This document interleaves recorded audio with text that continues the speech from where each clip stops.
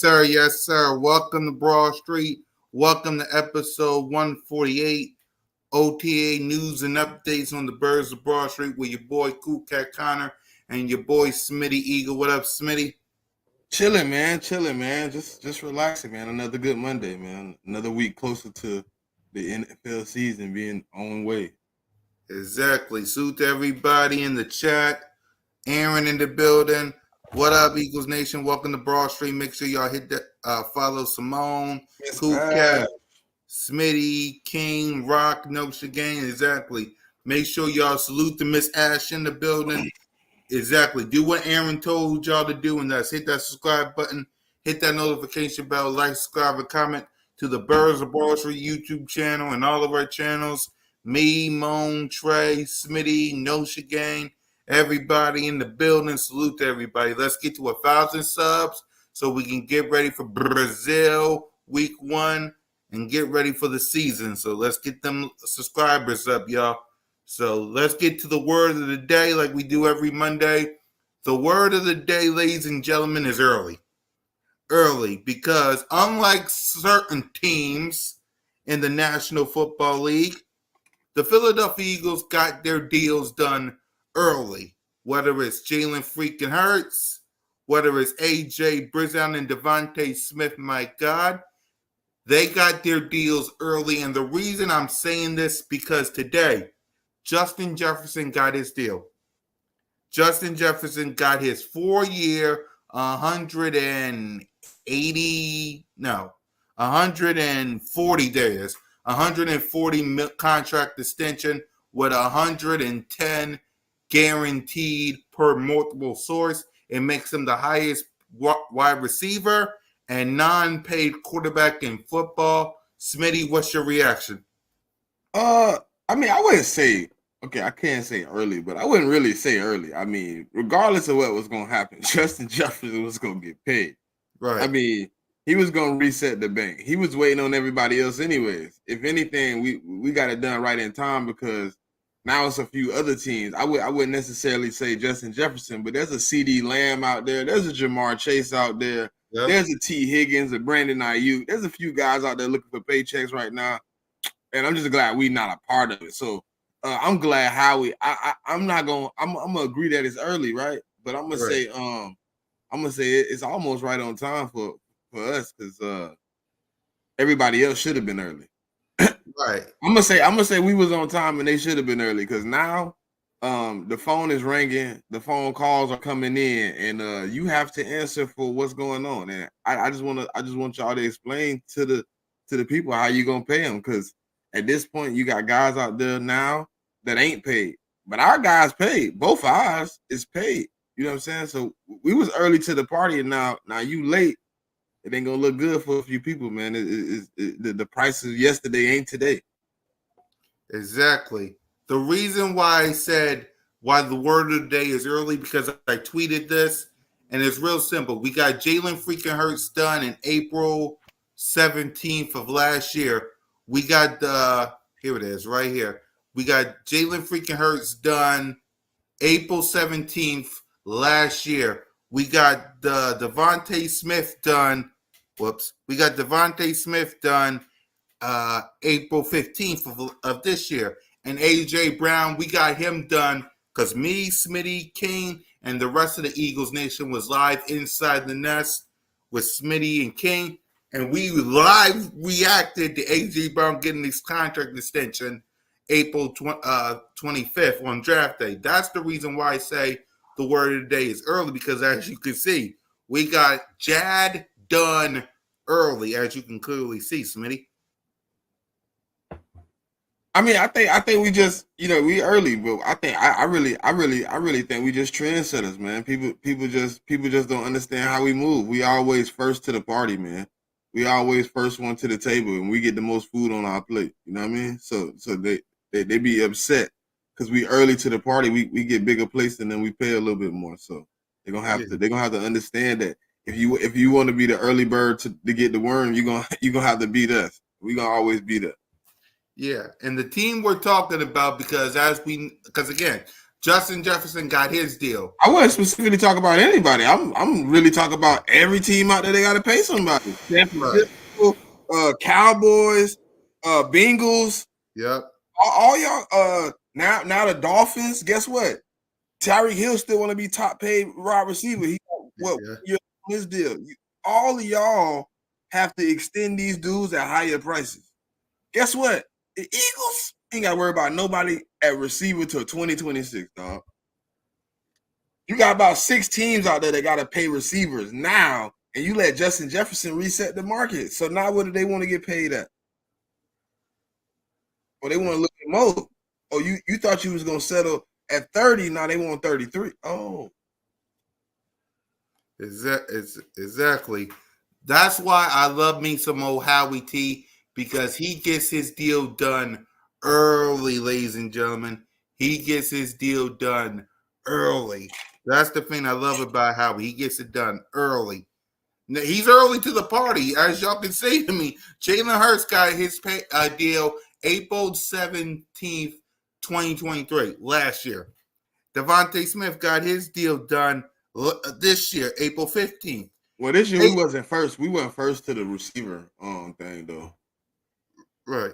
We was second because what's the name? Them got first. Amara St. Brown. Remember? Right. Yep. We was first on quarterback. We was first to extend wide receiver 1 2 times, and now you know what I'm saying. Now people got to answer some questions. Now it's a bunch of teams out there with their palms sweating because they ain't got that bread to pay all them people. It's a bunch of teams out there that now they looking at the crazy. Right. What up, Trey? You okay? Hear me? Yeah. Yeah. We Yeah. just reacting. We just reacting to Justin Jefferson getting his contract extension. So what's your and how the Philadelphia Eagles got their contract extensions done early. So what's your thoughts on Justin Jefferson getting paid? He deserved it, man. Who they really paying over there? They just let go Kirk Cousins. Justin Jefferson been one of the most productive wide receivers since he's been in the league. So, um, if it was me, and honestly, um, I'm not Justin Jefferson. I ain't probably never gonna ever make the money he make, but I would not have stayed there. I wouldn't have stayed there. I would have weighed my options, try to get out of there because they in rebuild mode. And what's this like his 4th year? Oh Um, yeah. Yeah. the dude been putting up 1,000-yard, multi-touchdown receiving since he got in the league. Now they trying to figure out their quarterback Well, situation. they Well, incorporated Justin, him in every move this offseason because that was one of his criteria to sign the contract. So they did everything he asked them for to keep him there. but even them incorporating them in everything, it's like, bro, you about to waste at least 2-3 I, years of your I career. understand. I would have left, but him asking, "Look, let me be incorporated and shit. I'm willing to stay if you let me pretty much put my input in." So that means that to me means he was a little bit comfortable with what he's seen with JJ McCarthy. I mean, to me, like he could have went anywhere in the league. I Oh wouldn't have yeah, stayed there. Like, I wouldn't have stayed anybody there. would have where paid you him. think you should be traded to, Trey? There's a lot of teams that could use every team in the league could use Justin Jefferson. Um, I feel like he could have even went to Cincinnati. He could have went. He could have went to Dallas, but Dallas don't got the money to pay him. I don't think. Kansas City need him. There's a lot of teams, man. He'd be a great fit. Yeah, I mean, this dude, you could play him all over the field. He could fit into any offense you're running. So, I wouldn't have stayed there, but I mean, he deserved to get paid wherever he at because dude been ultra productive, and I'm happy for him, man. I watched him since high school, college. Dude been the same consistent dude. I mean, he came to the league, lit it up, and I'm happy for him. I'm happy he got paid. Yeah. So what's your thoughts? Because the word of the day is early. What's your thoughts on the Philadelphia Eagles getting AJ Brown and Devontae Smith deal done early before this happened? A lot of Eagles fans, believe it or not, thought that we got the Devontae Smith deal done late, Mm-hmm. and I don't. I feel like it was a great time to do it. You see, Justin Jefferson basically just reset the market. So if Devontae would have contract, we would have been trying to give him a contract after this, it would have been a little bit more steeper. So, I mean, Howie Roseman always up in front of this. If he wanted to pay dudes, he gonna pay him. So, I mean, I feel like we straight. We on a great track. We got everybody signed. We need to get signed, and that's that. Yeah. Yeah. Smitty, you got any final thoughts on Justin Jefferson before we go to the next topic? Some people just gonna have to pay some extra bread, man, that they didn't want to pay before. The price went up. The price of bread is no longer yesterday's price. Right. Yep. I agree to that. So the Philadelphia Eagles has official. The Philadelphia Eagles signed a guard today. We signed guard Max. Go ahead, Smitty. Max. Max Sharping, Yeah. from the Bengals, man. Yeah. He's another guy that he plays a lot of snaps at a few positions. He actually plays all three positions: guard, tackle, and center. He played over 1,000 snaps at tackle, almost 1,000 at guard, and a little bit under 400 and some change at center. But he could play all positions. This is, to me, right? I was like, did we like? And he was a starter. Like, he wasn't just like no Rudy Poo. It wasn't just like he was a part of the team. He was at one point the starter for the Bengals. He went down with an injury in 2022 and lost his spot. He never was able to get it back. But I don't know. I'm in a position wondering if we brought him in because we got some type of need at backup, or if it's a starting position. I don't know. Stoutland is an amazing offensive line coach, and if he go get somebody, it opened my eyes to just be like, okay, he played right guard majority of the time when he was playing guard. It's just, to me, it was just wondering if we brought him in as an insurance policy if Tyler Steen isn't working out. Just wonder. Right. I think it's a good pickup, though. I do think it's a good pickup. Try. I feel like it's a great pickup, and I mean, there's only 5 offensive linemen that can start.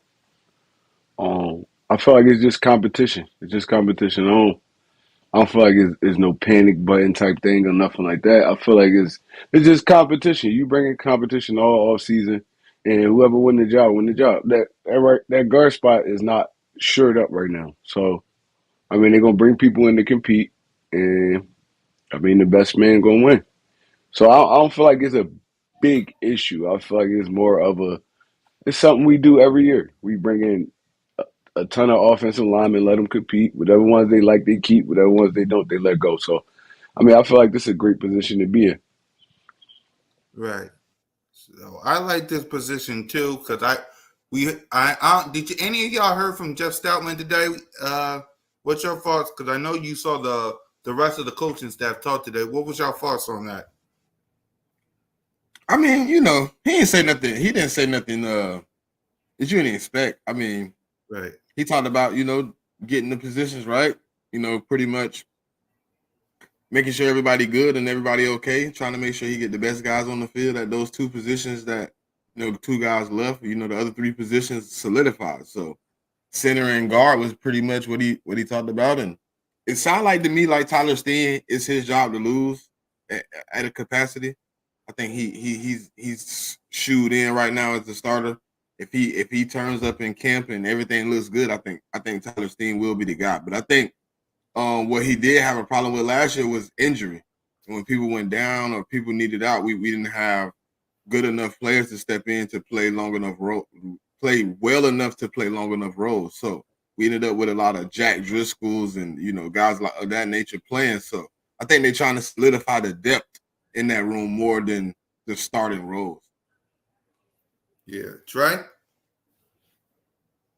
I agree. I mean, look, we do this. Like I said, we do this every year. We bring in a boatload of talent. I mean, a lot of these people don't even really touch the active roster. It's just competition. Jeff Stoutland, one of the best offensive linemen, and offensive lineman coaches in the NFL. So, I'm pretty sure they're going off his say, who he want to bring in, who he want to come compete for the job. And it might just be Tyler Steen's job to lose, and he might just lose it. Who knows?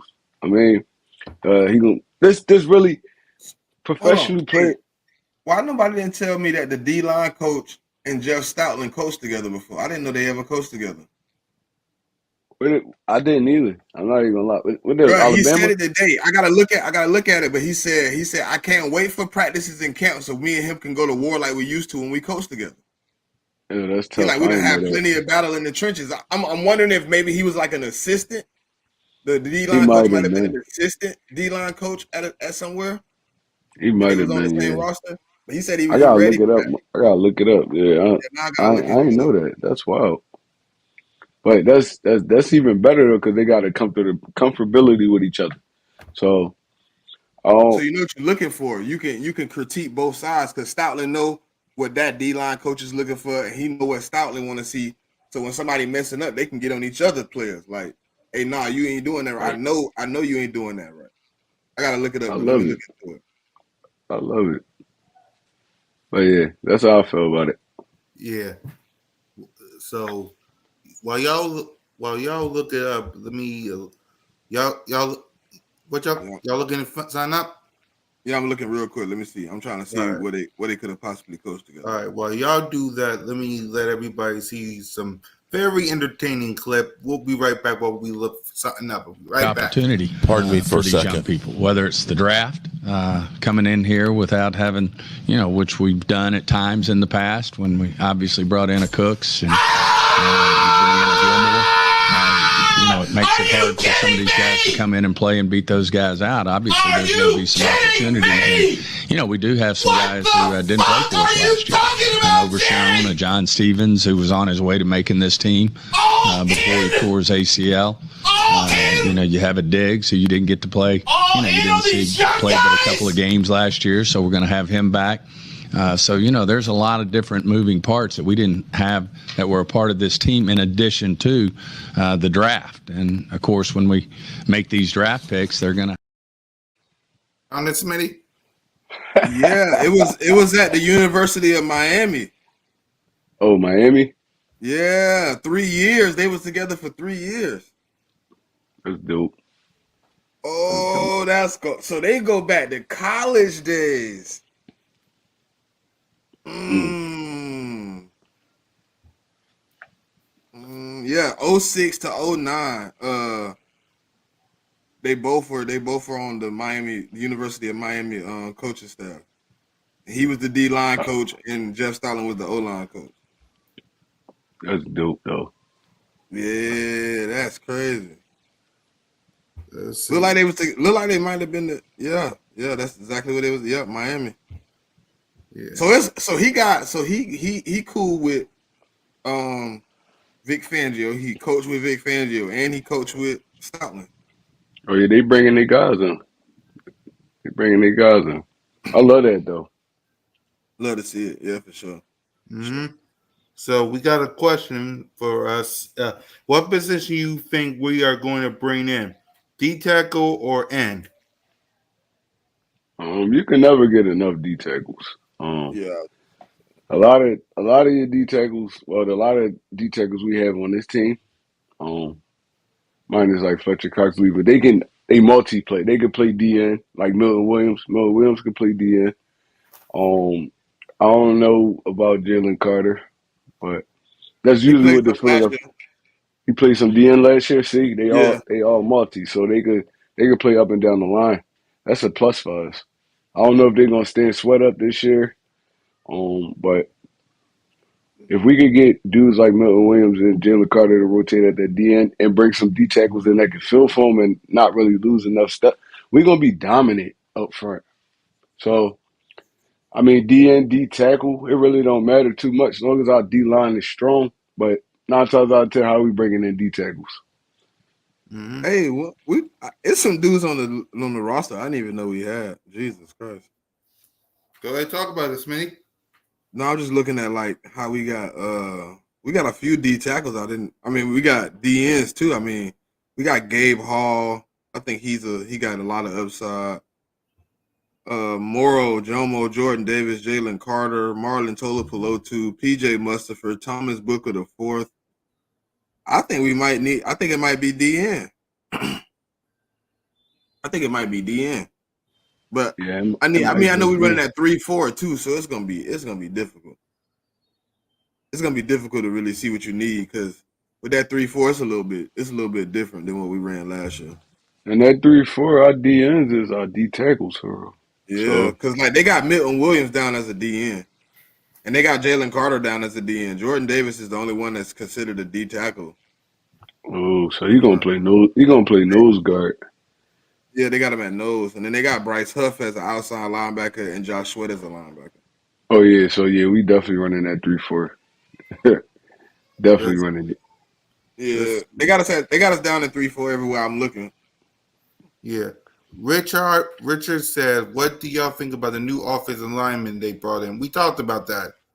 I think he can start, bro. He can play he play everywhere, so he play all positions. I mean, if you're looking for a guy to come in and possibly need to play some significant minutes just in case somebody doesn't turn out to be what they need to be, or somebody go down, you got somebody that can step in. That's what almost 3,000 snaps into the NFL. He's played some high level football. At least 3 out of his 5 years, he's had high level football. So, I mean, I think it's a good pickup. Great pickup for us. We need. Listen, I would love to. I love when we have depth. It makes it better. Yep. Go ahead, Trey, if you want to talk about it. Or the offensive lineman. Yeah, because he wanted to know what our thoughts was, and I said we talked about it. But go ahead. Yeah, no, we do this. Like I said, we do this every year. Howie Roseman bringing dudes to compete. I mean, whoever win the job, 9 times out of 10, the people behind them, they're gonna be swing players. They're gonna have to fill in tackle, guard, maybe even center. So, um, it's good bringing these versatile dudes in that already played up and down the offensive line, and they kind of understand what they're supposed to be doing. Like Smitty said, this probably Tyler Steen's job to lose, and he can possibly lose it. I mean, if he's not showing up every day, and if he does, we have a couple dudes that can fill in and step in that role. So, I mean, this is great for the Philadelphia Eagles. And this dude right here, he played a lot of football already. So, I mean, he coming in not And rookie he or young dude, too, bro. He only ain't like young, yeah. 27.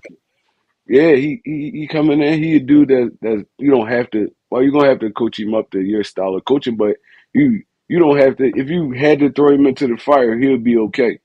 So I mean, this is a great situation for the Philadelphia Eagles. Yeah. Keep the comments coming, y'all, because we really appreciate it. Keep the comments coming. He also Yeah, said, I, oh, "Go ahead, man, I Smitty." didn't really. I was finna answer his question too. I really didn't like how I don't know, the DB coach kind of like, I don't know. I don't know. It didn't sound. It didn't. I don't know. Oh Go ahead, talk God, about it. Since we're talking about Bradbury, go ahead, talk about it. man, it felt like this dude finna get vital minutes when I was listening. Just, I mean, I know it'd be that political talk, you know what I'm saying? You don't want to say a dude not gonna play or whatever, but just like listening to him, he was just like, yeah, we ready to see what James Bradbury got, and we ready to see what he brings to the defense. And I'm just like, I don't know, man. I don't know. I can't. I just feel like the room's so deep. I just don't know. We gonna see though. I guess we gonna see. Yeah, because I James, heard the coach was trying to get him though. I heard the coach like for some reason something about the coach was looking into a trade for James. I don't know how true it was, but I did hear something about it though. yeah. What's your thoughts on James Bradbury not Trey? Because he's still on the team, is mandatory minicamp is tomorrow, so we'll see more. So what's your thoughts on James? If they bringing Bradbury back, they got a plan for him. Like I said, I think he probably fit better in this Fangio defense because there's a lot of zone cover 3, cover 4. And I mean, you ain't asking Bradbury to play a lot of man to man, so I feel like he'll fit into this defense great because it plays towards his strength. I know a lot of people sour on him. I kind of was too at the end of the season, but you got to also step back and look at like the veteran presence he brings to this defensive backcourt. like I said, I think I think he's gonna be okay this year. I think he's gonna be okay this year. He fizzled off at the end of last year. Mind you, the whole team fizzled off at the end of last year. So I feel like he's gonna come back. He got a refresher. He's gonna come back. He's gonna come back better than ever. I still believe in Bradbury.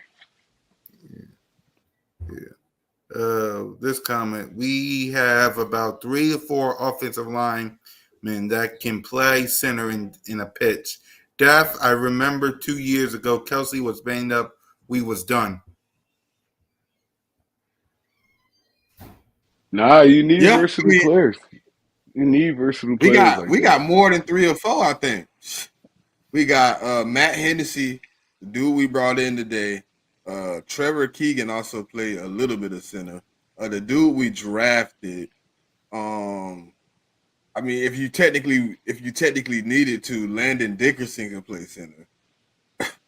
I mean, you got a few guys on the roster that can jump in and in the blink of an eye play center. I mean, Yeah, Landon Dickerson we got definitely you played got a bunch center at Alabama. you got a bunch of guys that can jump in at guard, center, and tackle. I mean, you got them all over. So I mean, it's Mm-hmm. gonna be fun to see how it play out. 'Cause I think it's gonna play out well. It's Yeah, definitely gonna be fun. yeah. We got another comment here. What do y'all think about Sweat moving to linebacker with a 3-4 defense? He's gonna be mostly the edge though. I don't think they're gonna put him in too many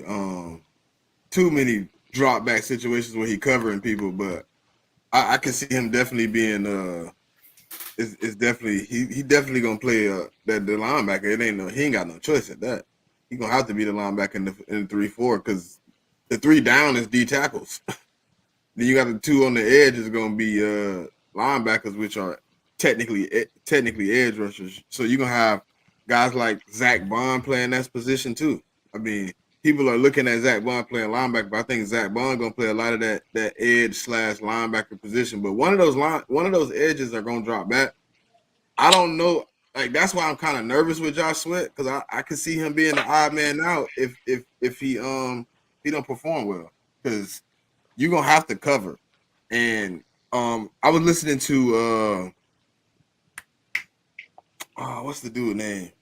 He was talking about it. I can't think of his name, but he was like Bryce Huff looked decent in coverage last year, and I looked at some of the the clips he had, and I mean Bryce Huff can do it. I just don't know. Josh Sweat to me, he seems so stiff on in pass coverage. I just don't know. It's gonna be a hard situation, but he has no choice. I mean, that's probably why Hassan Reddick is no longer a Philadelphia Eagle. Try? Yeah, I think they're gonna move Josh Sweat all around. I don't think he's just gonna be rushing off the edge. It's gonna be a lot of times they're gonna be rushing up the middle. They're gonna slide him down to that 3-4 DN. There's a lot of places he could go. I wouldn't personally. I'm not putting Josh Sweat in too many situations where he has to cover. Um, I don't feel like that would be smart. But you definitely could use him all over the field.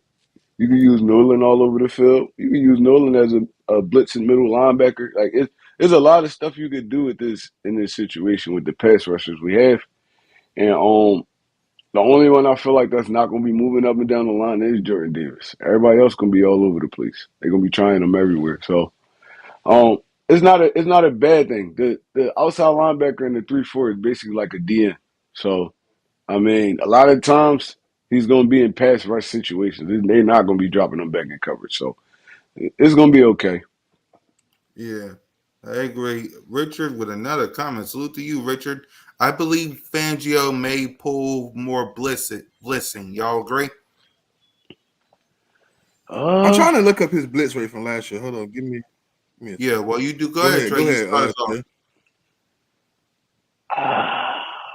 me watching Fangio over the years, he's not a heavy blitzer, but he probably definitely blitzed more than our defensive coordinators last year. Um, why wouldn't you?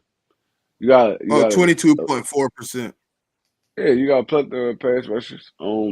Bring 1 or 2 extra Guess how guys. That's much we not. blitzed?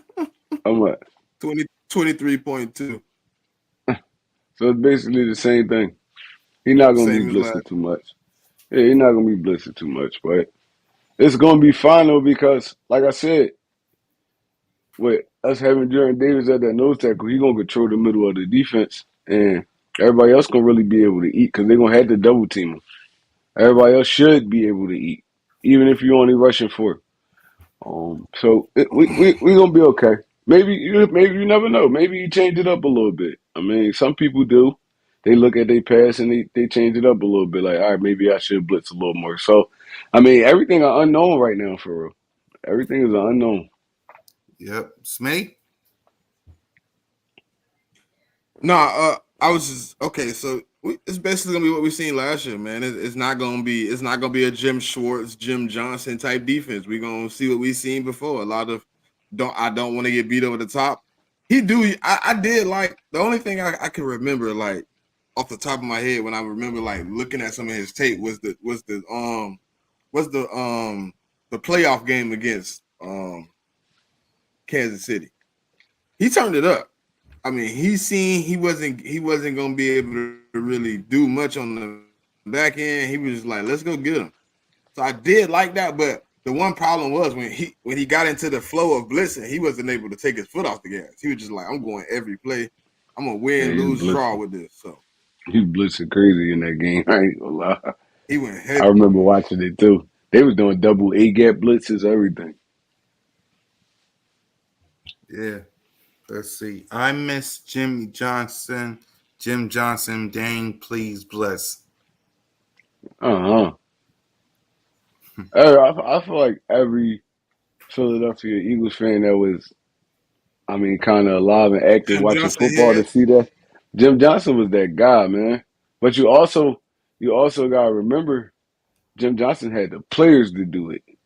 So he had the players to do it. He had Jeremiah Trotter, Brian Dawkins, all those dudes that was willing blitzers. Like when he sent them, they got back there. So I mean, blitzing is a good thing, but sometimes it could kill you too. So I mean, I don't want to hear.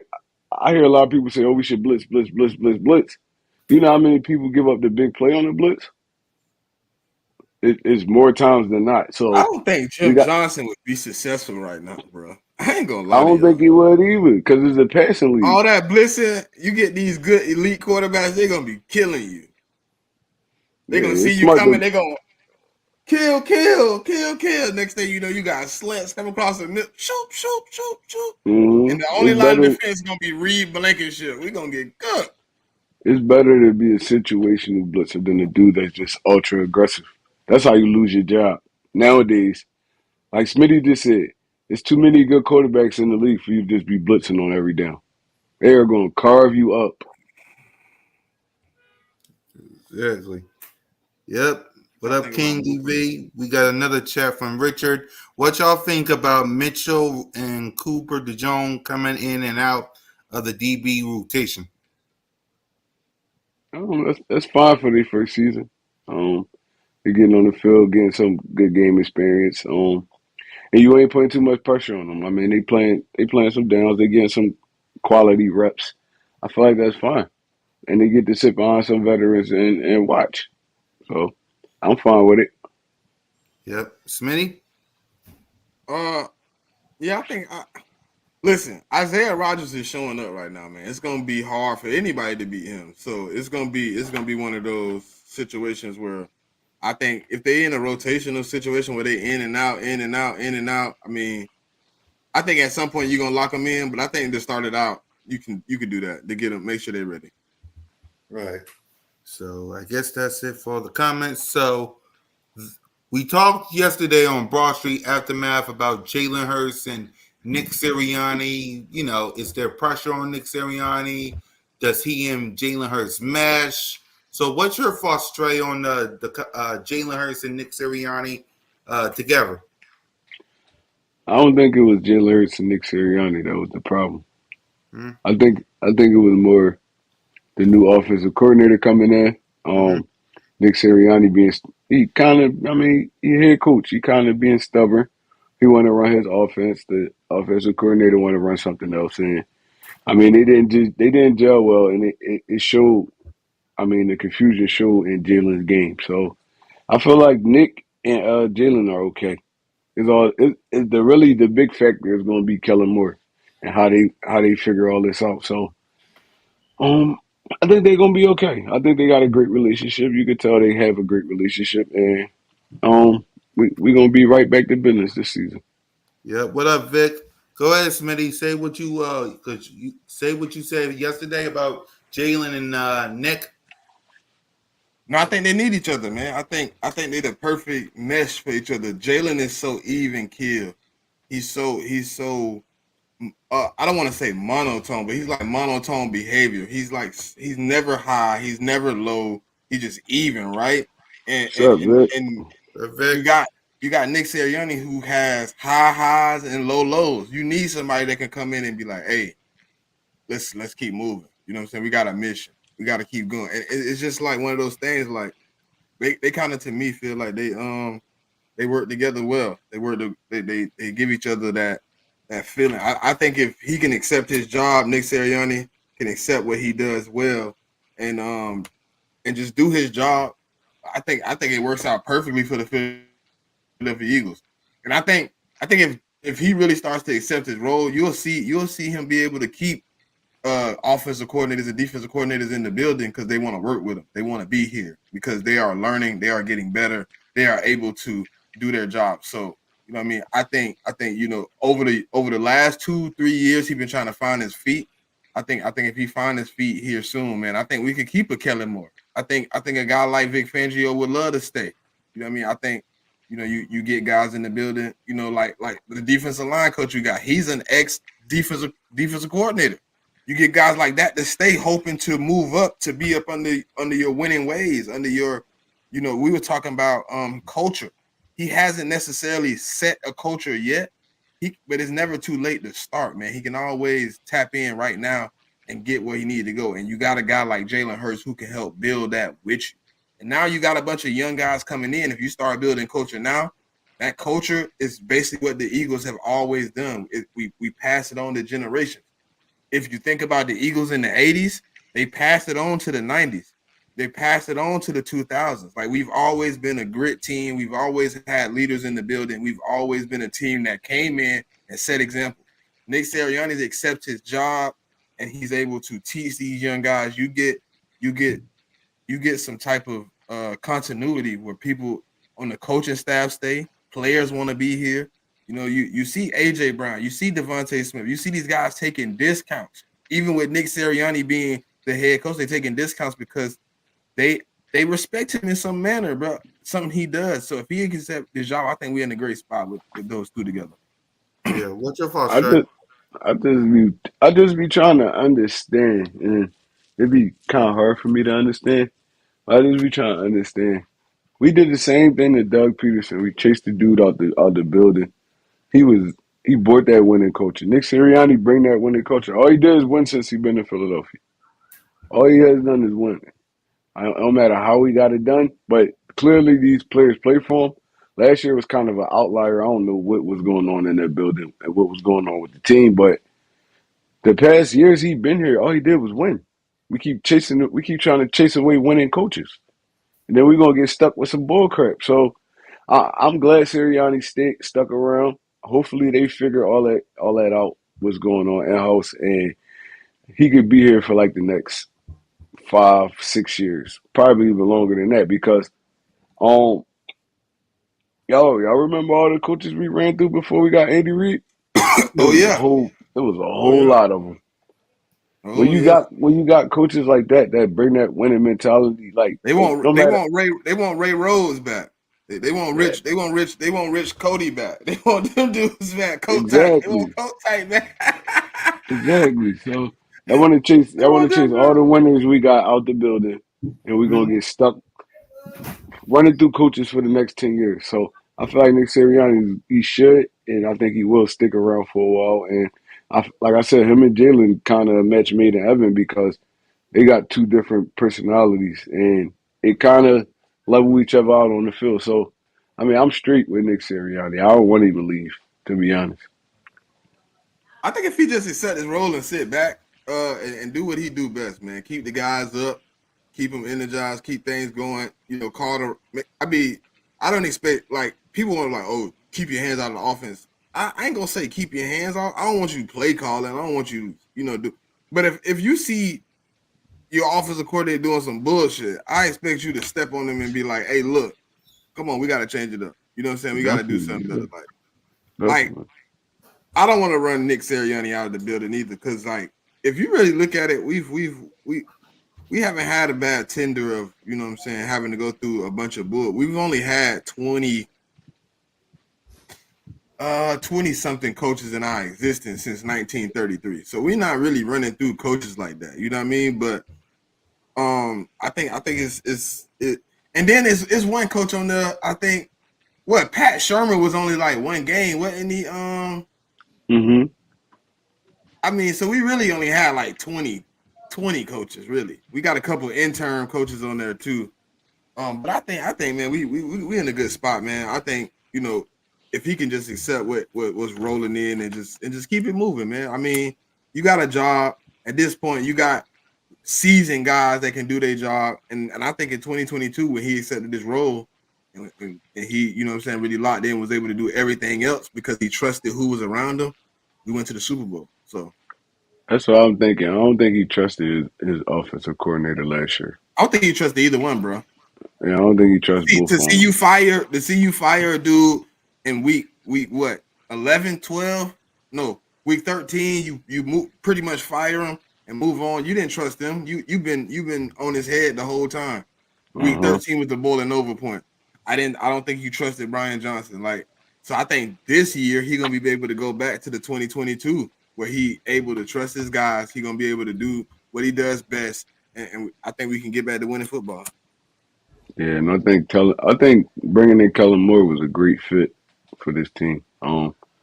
If he can learn that this league is a passing league, but you still gotta run the football, and I think he did that more in um with the Chargers last year. He actually took the ball out of the air. I mean, more than he did in Dallas. Dallas, he was pass, pass, pass, pass. Then you learn over the years as a quarterback. I can't run my offense like that. You only get so many chances to be an offensive coordinator or even coach in the NFL for real. So I feel like he learned from a lot of his mistakes, and he gonna turn his offense up.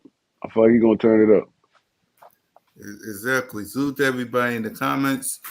So there was a sneak preview of the hype video today. I want to get you guys reaction to it. There's Chauncey and I know Rogers was in this clip. So what's y'all reaction? If you got any. Ready to see it, man. It's gonna be fun, man. I seen CD, I seen Isaiah Rogers. Listen, I think our secondary finna be cold, bro. I really do. I know I shouldn't be so hyped, right? Because after last year we just got cooked. I think it's finna be nasty, bro. I think the secondary finna eat. I think we finna put belt to a lot of people that think, oh, cause that's really been everybody argument, like, oh, how you so hyped when last year you know what your secondary looked like. I'm like, listen, we changed it up. We changed it up in a great manner. I think somebody in the comments said it best, like right after the draft. He turned a liability into a strength in less than 3 months. Yeah. Trey? No, he definitely snapped, bro. With the DB situation, he saw it was a weakness on our team. He definitely snapped this offseason.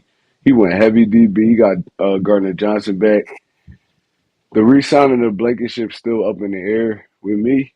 Or maybe they're going to play him a little different because I don't feel like he's that good in coverage. But he definitely snapped. Bringing CJG back. Darius Slay still here. Drafting 2 cornerbacks in the first round. Like Howie Roseman. And then we still got all of the dudes, the Keely Ringos, the Ricks. We still got all these dudes too that if anything was to happen, it'll be a solid backup plan. So he definitely snapped this all season. I love how he did. Yeah. Hey Yep. Vic, I loved it too. Brian Johnson was not trusted in that offense, and he At had all. everything he needed. And I think this year, Kellen Moore gonna get the grunt of what he want. And I think Stoutland being the offensive line coach gonna give him the best foundation in front of him he can have. And I think it's gonna be it's up, man. We gonna have some good things going on. Man. I think it's gonna be fun. It's gonna be fun. Yep. All right. Right. So what y'all thoughts on with OTAs in the book and mini camp starting tomorrow? What's y'all thoughts so far with the Eagles and training? With mini camp coming tomorrow, what y'all thoughts? What y'all want to see in mini camp? I'm really mini camp is short. You know what I mean? Yeah. I know just everybody gonna be there, so you're gonna get to see everybody there. Everybody must be there. So we're gonna get all our guys back. You're gonna have Lane Johnson coming back in instead of I think our starting right tackle be Mekhi Becton. And that's crazy, bro. Hey, listen, I swear, bro, like the roster we really got, and they say Mekhi Becton was holding his own. So like, I mean, just like looking at what we got, I think we're in a great position. Like, I think I'm just ready to see the battle start, man. The basically the tug of war for positions, man. It's gonna be fun to see, cornerbacks fighting for cornerback position. I think people fighting for linebacker spots, linemen trying to get. Because hey, look, Tyler Steen got it to lose, but I think it's a few people that's gonna be fighting just as hard as he is to be on that field, man. I think Mekhi Becton might. They gonna try him at guard. So I think now that Lane come back, you're gonna see a couple little splashes of different people playing different positions just to see how it works. I think 3 positions for sure is locked in. I think you're gonna figure out everything else. But I'm really ready to just see how it work out, man. How things flowing. I'm ready to I think now that mandatory mini camps come, I think you can implement implement a little bit more of the offense and things of that nature. You can start giving people, the feed of what you want. And then this month that we're going into where we get to kind of relax before we come back for training camp, everybody will be locked and loaded and know the offenses and defenses, at least kind of decently know the playbook. You just have to, get the position coaches and things of that nature to put you in right positions. But I'm ready to see it, man. Yep. Trey? For me, I just want everybody to get through this healthy. This is the time where a lot of the soft tissue injuries happen. Dudes running around a little bit harder, more twerk on the muscles and stuff like that. So I just want everybody to get through it healthy. Minicamp is minicamp, man. Everybody gonna come out, they gonna compete. But like I said, my biggest concern is none of our key players getting hurt. It's running a route.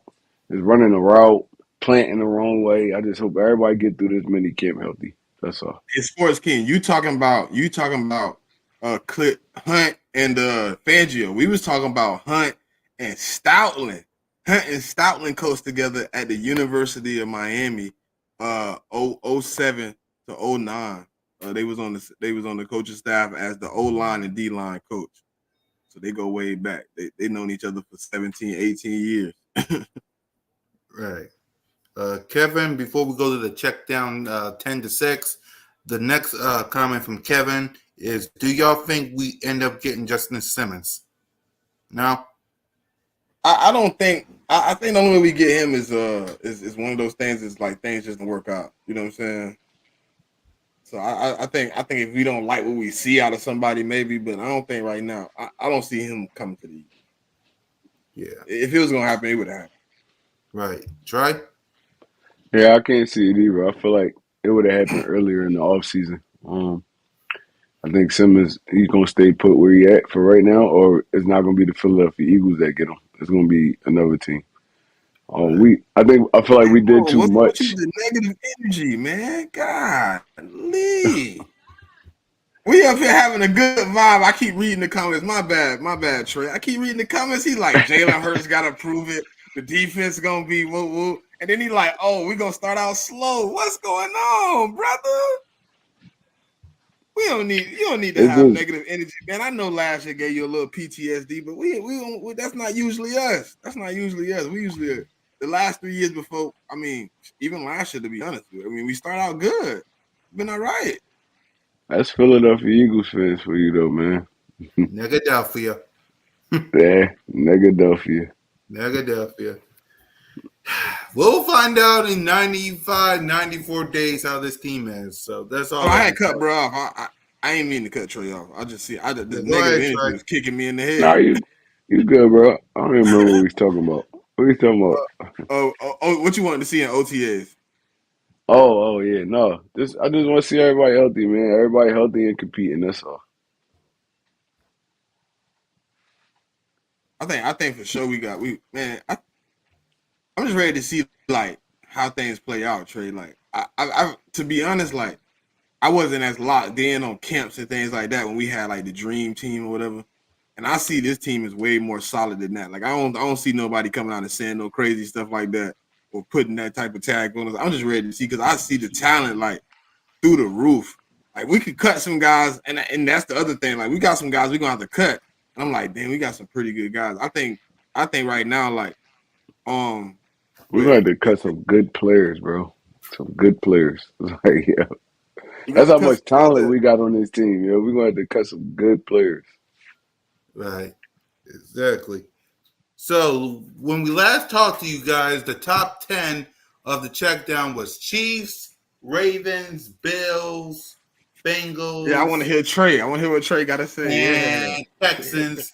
And the NFC was Eagles, 49ers, Cowboys, Detroit, and and Rams. Well, we got our 10-6 right now, so we'll break it down for you guys right now. And remember, the top 5 is this Saturday. It's this Saturday. How's thing coming up, Smitty? Did y'all got it? Did you talk? How we looking? Yeah, it got a little long. So we're gonna do it again this week. It got a little long. All right, so they'll do it again this week. So let's get to the 10 through 6, and remember, there's 5 teams missing. We'll let y'all gotta know. So here we go. The top 5, the 10, and we'll break it down. As y'all can see, it's 10 Bengals, 9 Bills, 8 Cowboys, Rams at 7, and Texans at 6. Which means the Chiefs, the Ravens, the Eagles, the Niners, and the Lions Lions. are your top 5. So let's break it down and let's get here from Trey. Number 10, Smitty, Mm. is the Cincinnati Bengals. So start us off with that process. I mean, today makes it a little hectic for them, right? You got 2 guys looking for a contract, obviously, but I think when you look at it in a vacuum, they brought in Trent Brown on the offensive line, which last year they actually had decent offensive line play, which was over the past few years has been one of their downfalls. So you bring in another guy who could play the right side of the offensive line to solidify the tackles. You still got 2 good guys in there at wide receiver and T Higgins and Jamar Chase. The running back room is a little bit on the they're a little shaky. I mean, they got Zach Moss and Chase Brown as their running backs. That defense obviously that defensive line last year was one of their positives, but I think they did a few good things in the draft. Hold on, I was trying to pull up my notes. So they brought in Amarius Mims also for the offensive line. They brought in the D tackle Chris Jenkins from Michigan. They got Jermaine Burton from Alabama to play wide receiver 3. They brought in Eric All to help in the tight end room. I mean, they did a lot of good things in the draft to also, solidify that team. So I think that team right there with a healthy Joe Burrow is going to be something to miss. Yeah, Trey, Bengals at number 10. What's your thoughts? I don't like it. I don't like it. I feel like the Bengals should be at least like 8-ish in that range. Um, the reason they kind of tailed off last year is because Burrow got hurt. You lose anybody lose their starting quarterback, it's gonna be rough sledding. So I feel like the Bengals gonna come back. They're gonna be sturdy. They always start the year all slow, but they always pick up like mid season, going a crazy run every year. Ever since Burrow came into the league, they did that. So um, I feel like if we just talking about the Bengals right now in that 10, or Yeah, we we're just we going talking through the about the whole list. Bengals right now. We'll get to the other ones in a minute once we hear from you about the Bengals. Oh yeah, well I feel like the Bengals should be a little bit higher on this list, but I mean it is what it is. Like I mean, it ain't really too much higher you could put them. 10-8 is really not too much different. So I mean, it's cool. I'm straight. I'm cool with it. Yeah. So let's get down to the next one, Smitty, and it's the Bills at number 9. Go ahead, talk about the process of that. All right. So when you technically look, I mean, obviously, when you look at the Bills' losses, right, you'll see a lot of guys that you would say are solidified starters, but a lot of those guys have been injured over the past few years, so they cut ties with a few of those guys. So the only problem, I think, the only biggest loss is Stephon Diggs. I think they were already ready to get rid of Gabe Davis. I think that was one of those things they was going to move off of. They brought in Keon Coleman, which I think is a big upgrade for the Bills offense. I think Cole Bishop is one of the best safeties that came out of this draft this year. Dwayne Carter is probably the second best D tackle that came out of this draft. And Ray Davis to me was a second round running back. If it wasn't for the downplay of running backs this year. So I think they brought in a few good pieces to solidify. I think they have a top defensive line. They got one of the top linebacker cores.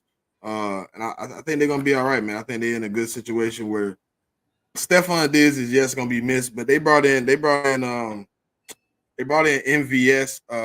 they brought in Curtis Samuel, and they drafted Keon Coleman.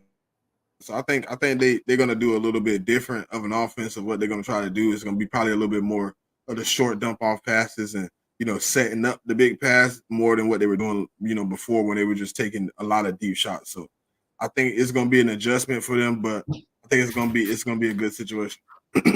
Yeah, Trey, Bills. If if this was my list, I'm putting the Bills down at 10. It's a big unknown with them. You lose two of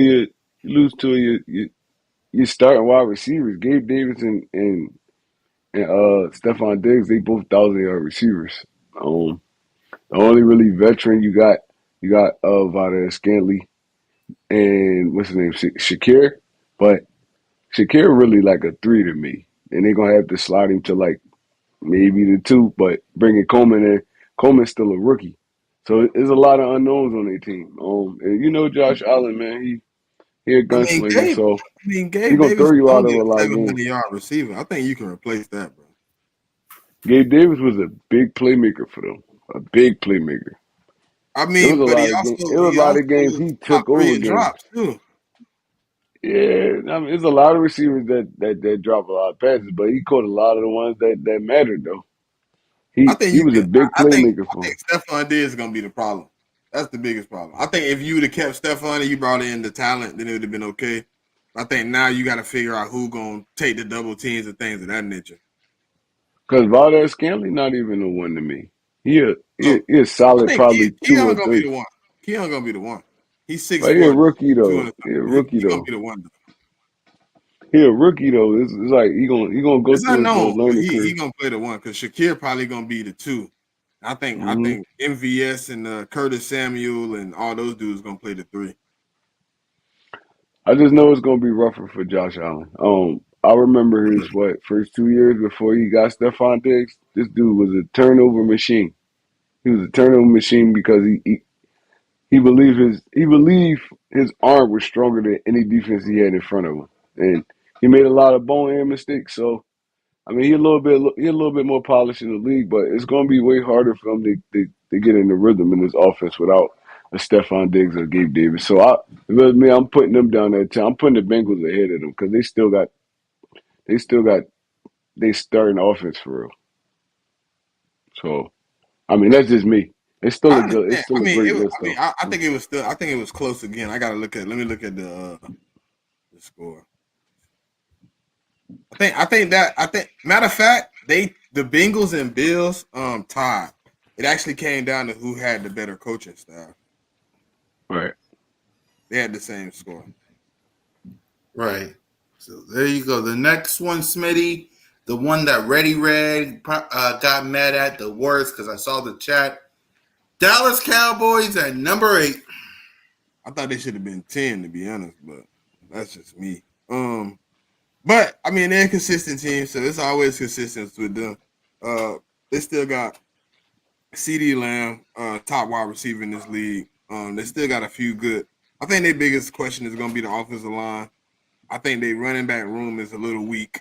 I think their defense is going to be a question mark. Also, there's going to be a lot of changes. So, um, I really thought they should have been 10 to me personally. But the voting system voted me a little bit out of the way.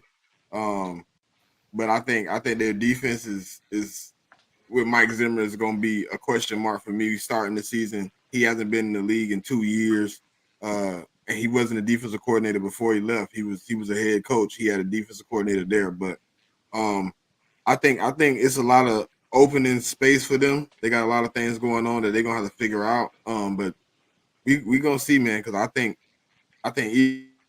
even with what they have, they got some question marks to answer. And they got what three offensive line pieces they got to answer now. You know what I'm saying? Because now they don't know where to play Tyler Smith at. So they got him either playing guard or tackle. So you got to figure out where he's going because he was drafted as a tackle to take Tyron Smith's spot. But then Tyron Smith stays, so you put him at guard, and now you figuring out if he's playing guard or tackle. And then you had Tyler Biotish leave. So you got some guys you gotta figure out. You gotta figure out a couple spots at this point. Um, and to me, I just think with Zeke back there, yes, he's a whatever you want to say, a cowboy for life, but I don't think that's gonna be the greatest answer for them. So we're gonna figure some things out for them. Right. Trey? Dallas is they're a great regular season team, and we're going based off power ranking regular season right now. So, Yeah. in all honesty, I feel like the Cowboys should be higher than probably the Texans and the Rams because they always pulling off 10, 11 wins every year.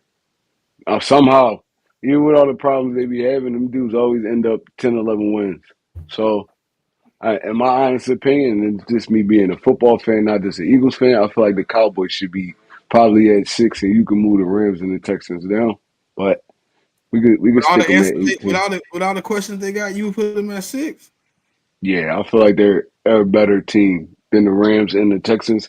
The Texans, they still are unknown right now. I mean, they had a nice little 1 year last year, but um, yeah, we gotta see. I gotta see it twice from them. I gotta see it twice from them. I don't really believe in the Texans, so if it's me, I'm sticking the Cowboys probably at 6, bringing the Texans down probably to 7, and moving the Rams down to 8. But it's like I said, you can mix and match this list right here, just these 5 slots right here, any way you want to. This is just like Simple. my It's simple. opinion on it. Yeah. What up, Big Simple? Happy birthday, man. I know it's your birth. Happy birthday. Yeah, happy birthday, fam. What's up, Yep. Big Simp? I think the Cowboys got a lot of questions, bro. Like new DC, you got Zimmer coming in. How is that gonna correlate with what Dan Quinn? I don't think they run the same scheme or anything of that nature. So you gotta get them prepared. I think now Micah, if he's still playing DN, I think this is a 4-3. I think he's gonna have to be, you know, in a different position than what he was in before. I just that offensive line, that running back room, I just we're gonna see though. We're gonna see. I can understand why he would say 6 though, because I kinda had the same argument. Like they always consistently playing good football. They always, winning 10, 11 games, 12 games the last 3 seasons type deal. So you're right. Yeah. Yep. So the next one, Smitty, is number 7 with the LA Rams. So talk to us. Uh, okay, so you got Puka Nakua obviously having a breakout season last year. You still got Cooper Cup on that team. Matthew Stafford, if healthy, top quarterback in the NFC in the league. Period. You got the running back you had last year, and Williams, I think his name is, and then you brought in Blake Corum. You picked up Blake Corum. You drafted the speedy slot out of Texas.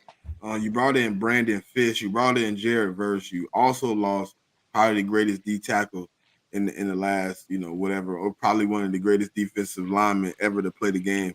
So you trying to, you got a big shoes to fill. They brought in Tre'Davious White. They brought in some pieces to solidify their team. I think, they brought in some O line help. Uh, I think this team right here, man, sneaky. Like the Rams is a sneaky. They really went in the draft and pulled out some things that they can really help this team. So I think for me, I know Trey want to move the Cowboys in front of the Rams, but I think the Rams, to me, if anybody probably should be higher, man. I think they did a lot. And then last year, building off what they already had, they were supposed to be a 6-win team last year. For them to come in and get a playoff win, and now they get to build off that with some extra help. I think the sky's the limit for them. Yeah, Troy. I just feel like right now the Rams go as Matthew Stafford go, and the past 2 seasons he really couldn't stay on the field, so they go off his health. It's gonna be hard to replace Aaron Donald. I don't think 2, 3, 4 bringing in 2, 3, 4 defensive linemen gonna replace Aaron Donald. So they're gonna go as the offense go. They're gonna have to score a lot of points, and they're gonna have to, really control the game on the offensive side. And like I said, that all goes off Matthew Stafford health. So the Rams is a big question mark to me too. I feel like, in all honesty, I feel like the Cowboys are a better team than the Rams right now. Just because they still have their core, and they, like I said, they always consistently win in double-digit games. So 7 is fine. I'm fine with Rams at the 7. The only team I would move down is the Hold on, Texans. what you said? You said the core. I mean, who did the Rams lose other than AD though? Well, they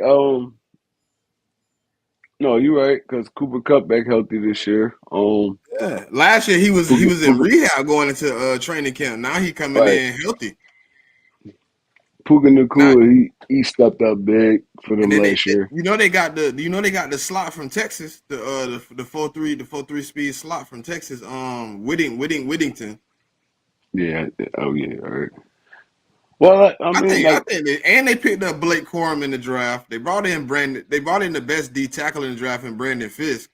I mean, they brought in, arguably one or two the best DN in the draft in Jared Verse. I mean, I think they did all right, bro. I think they're in a better position than the Cowboys. Me personally, I think they got more.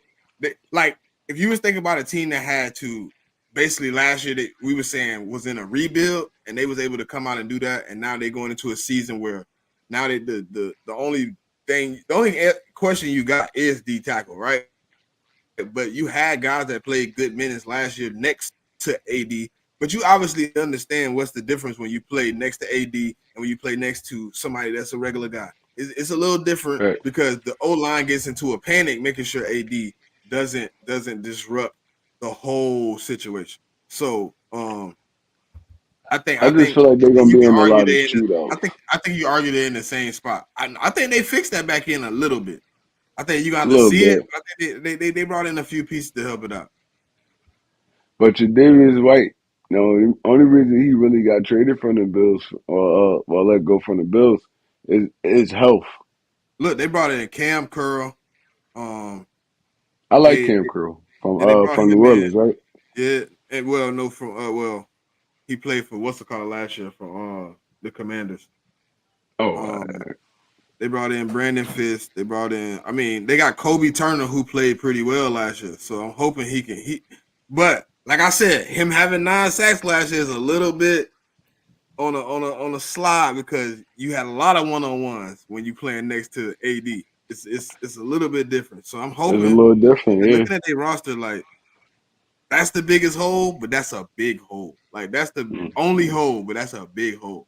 That's how they control the game for real. Aaron Donald. So you gotta hope Kobe Turner, Brandon Fisk, uh, what's the dude name? I don't know which one it is. They got a few guys, so we gonna see. We gonna see. I think they in the. If anything, I think them and the Cowboys to me are kind of in the same position. I can respect that. So I think Dan Quinn is a hole, and I think that's gonna leave a big hole if Zimmer can't step in and really transform that defense into what Dan Quinn been doing over the last 3 years. But Mike Zimmer is a good defensive coordinator, though. Oh no, I know he's a good DC, but he also hasn't been a DC in like 5 years, and then he also been out of the league for 2 years. I just don't, how sometimes translating to the game may take a moment. just to get back in the No, for groove. sure, for sure. But sitting out for 2 years also give you time to sit back and look too. It So gave it's time to like look. That's a good thing. you don't got nothing but time. Watching film, everything. I think he's gonna be straight. He's gonna be straight. But Yeah, like I said, the Rams and Cowboys they kind of interchangeable. So Yeah. I'm straight. I'm straight with them right there too at 7 or 8. yep. And finally, wrapping out this list is the Houston Texans, Smitty. I like where they at, man. They brought it and they listen, I know bro wanna say they had a one hit wonder, right? But I think they to me, coming off the season they had, hold on, let me get to my notes. They brought in the Neil Hunter, they brought in Joe Mixon, they brought in a linebacker from Tennessee. Um hold on. They brought in a few people. Hold on. They brought in and then they drafted Blake Fisher. I mean, they got Kalen Bullock out of the draft. I mean, to me, they made the biggest splash, man. I think the Texans, yeah, they had a one off, but I think Stephon Diggs also was brought in on that team. Like to me, if anybody, deserved a spot, I think it was them, man. CJ Stroud had an awesome season. You bring in all these pieces to solidify your offense and your defense. I think they sit in a great spot right now, man. I think the sky's the limit for this team, but I think it's a nice situation for them because they bringing in those guys to help this team. I mean, you see what Stephon Diggs did for Josh Allen. They didn't have a number one last year. They made the playoffs and they got a playoff win.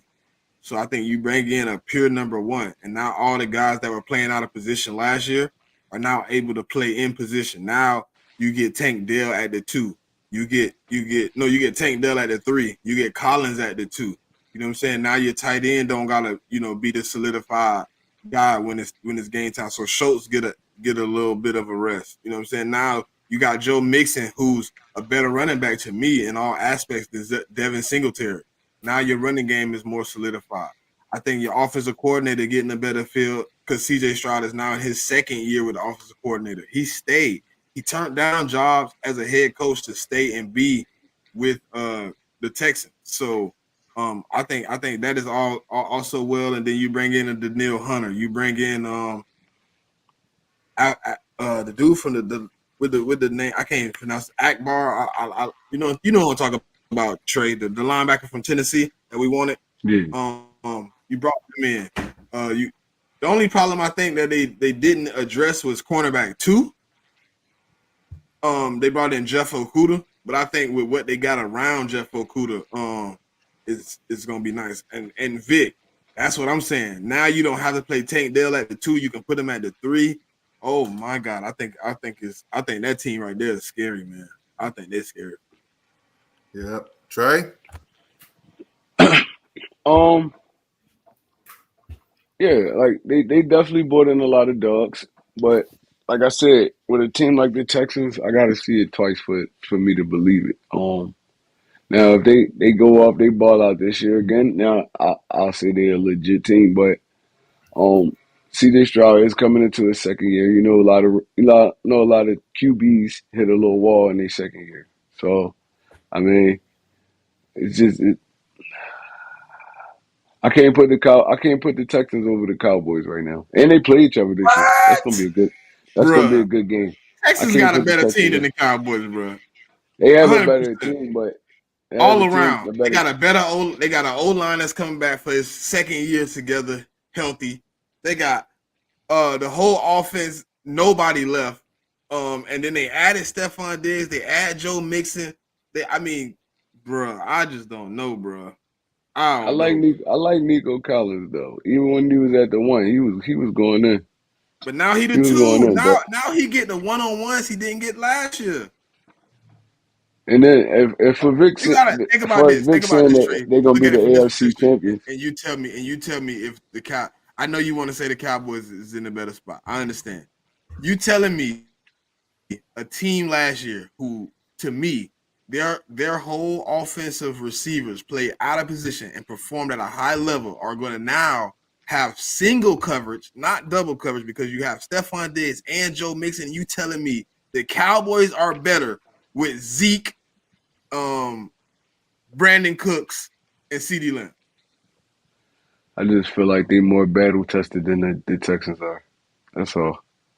I feel like they more battle tested. They've been together for, well, Cooks came last year, but Dak and CeeDee Lamb been together since CeeDee Lamb rookie year. They bring in Zeke back. He a familiar face. I feel like the Cowboys gonna be sturdy this year. Even with the offensive line problems, they gonna figure that out. And they defense still gonna be solid. They getting Trayvon Diggs back. Michael Parsons still at dog. Um, I just feel like the Cowboys, and they, like I said, they play each other this year. So we're gonna see when the teams match up. But I feel like the veteran quarterback, Dak Prescott, veteran quarterback, he always put up good numbers in season. So I don't know. I just feel like the Cowboys a slightly better team than them right now, even with the guys they brought in, because they still got to get acclimated to the team. But I just feel like the Cowboys more of a sturdy team, like they're more a We've seen trustworthy team Stephon right Diggs now. do this before, bro. We seen him leave Minnesota, go to Bills, and hit the ground without missing a step. But he gonna have to, what's And now crazy? he in a Mike Shanahan offense. You know what's crazy though? They gonna have Trayvon and Stephon gonna play against each other this year, and they gonna be Yeah, matched up with each other. That's gonna be dope. That's gonna be dope as heck, bro.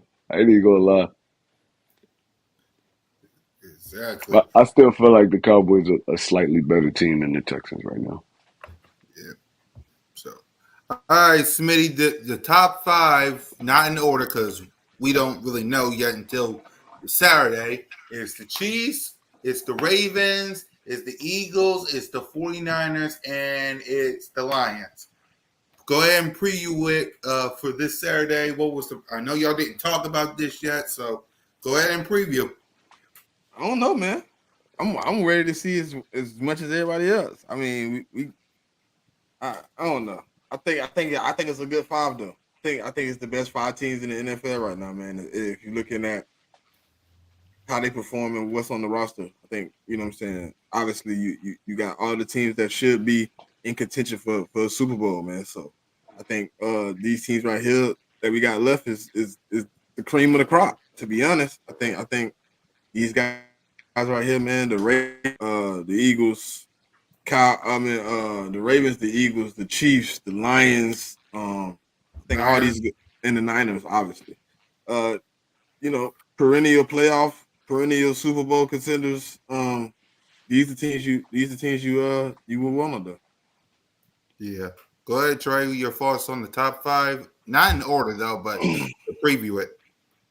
Yeah, a lot of the teams that's left in this top five is it's gonna be kind of debated because it's interchangeable. It's like interchangeable. And we going off what um how we feel the upcoming season gonna be, roster wise, offense, defense. There's gonna be a lot of interchangeable ones. So, I mean, you can't get mad at wherever somebody fall on this top five list. To be honest, because all these teams are like great. They all great. So, I mean, I can't wait till next week and we can bust this down because I know it's gonna be a lot. Oh no, I don't feel like you should be right there. But at the end of the day, you can put them anywhere for real. They're the top five teams in the NFL. Yeah. Yep. So with that, let's see. Hold on. Vic says, "Who put the Cowboys voodoo on you?" Nah, it's just. I ain't gonna lie. It's just me being Facts, not even. facts. It's not even Eagles. This just me being a fan of the game. You can't do nothing but respect what the Cowboys have done in the regular season these past what 5, probably 6 years. These dudes always winning double digit games. Dak Prescott puts up amazing numbers in the regular season. He falls off in the playoffs every year, but they've been kicking our ass since he's been in the league. So I mean, well, not even us, the NFC East ass since he's been in the league. So I mean, the Cowboys are always going to be a solid football team, and like I said, the Texans they don't have a lot of questions. They just a young team, and they brought some veterans on, but they leader is a second year dude. So I don't feel like they're going to have a more successful season than the Cowboys this year. That's just my opinion. Like Right. I'm I not just I'm not I like think I'm not about the like hating on the Shanahan Texans scheme or and nothing. everything. Like I just think like the Shanahan scheme, we haven't seen too many guys struggle in that scheme once you pick it up. And I just seen like he picked it up, and I just don't know, man. I think bringing Stephon Diggs make that team dangerous. But did they really get worse on offense? Who they lost? Pollard. Pollard ain't did nothing for them last year. The They offensive line, I don't they even care about offensive the line, running. offensive linemen. They come a dime a dozen in the NFL. They gonna figure that out. They gonna figure it out. But they gonna be a sturdy team. They gonna be a team that's hard to beat this year, like they is every year. And then you got question marks that to me running back. You got question marks because the running back room. I ain't just saying Zeke.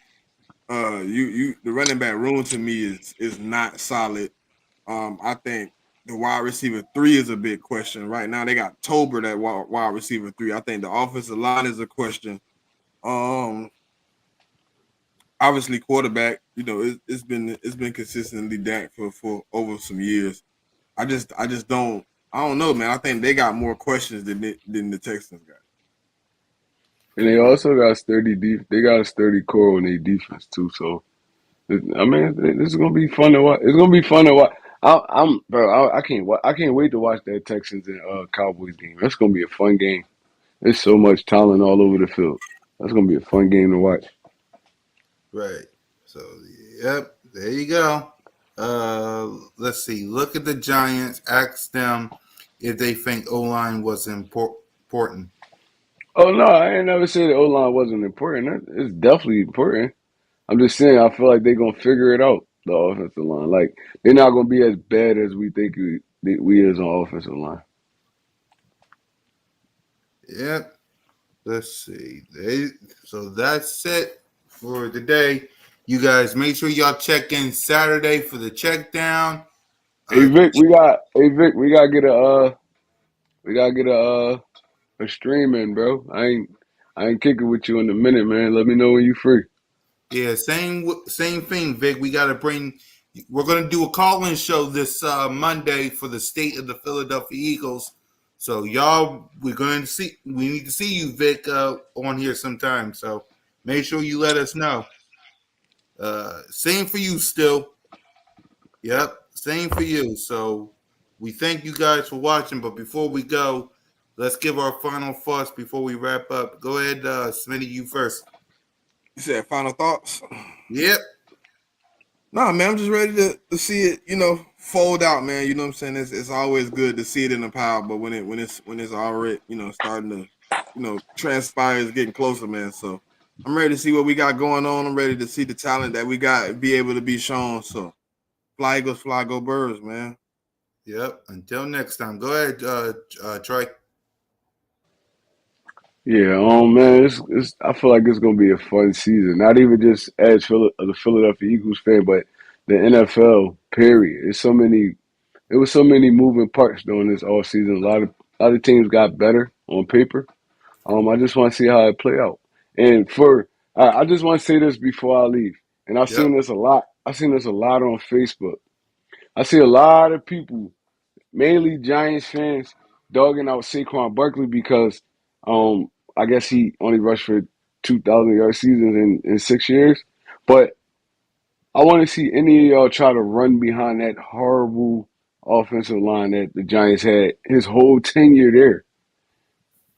That his rookie season, I've seen this dude break 3, 4 tackles in the backfield just to gain yards. It's like, bro, him behind this Eagles offensive line and having all these weapons around him, this dude is going to show off. And he's still in his prime. I don't know what y'all talking about. Saquon Barkley's still young.